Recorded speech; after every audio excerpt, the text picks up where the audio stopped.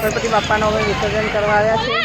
તો અહીંયા મોટી નહેર છે અમારી જોગણની.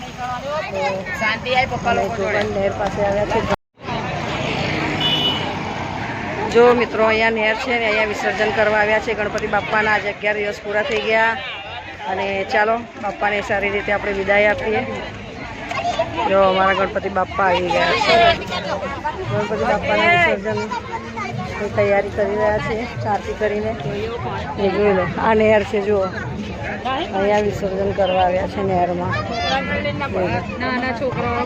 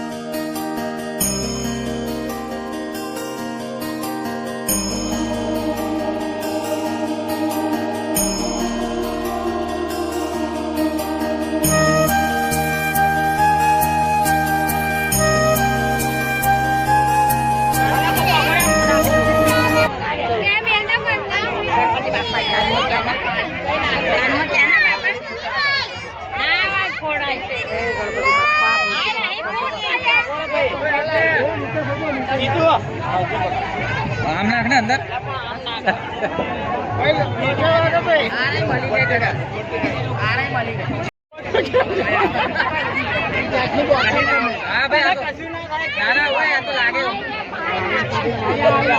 ના ઉપર થોડા સા આ ઉપર થોડા સા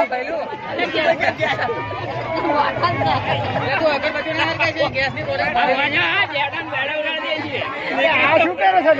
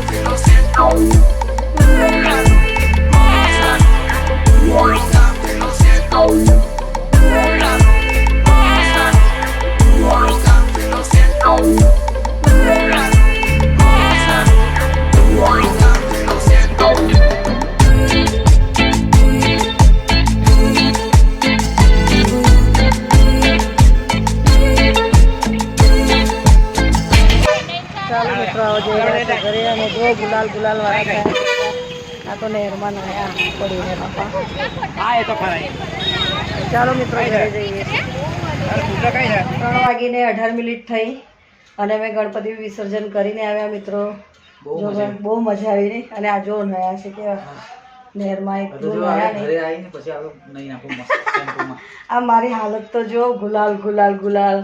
ડીજે હા છે એ ઘરે ડીજે ને બીજે કેટલું વાગ્યું ને નાસ્તા કૂદતા ગયા અને બાપાને વિદાય કરીને આવ્યા. ગણપતિ બાપા આવતા વર્ષે વહેલા વહેલા આવજો અમારા ઘરે.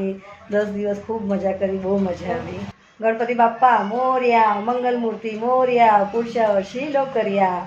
તો ચાલો મિત્રો વિડીયોને કરું છું અહીંયા એન્ડ. અને બાપાની મહેરબાની કે વરસાદ રહી ગયો અને વિસર્જન કરવા જવાનો મને મોકો મળ્યો અમો લોકોને.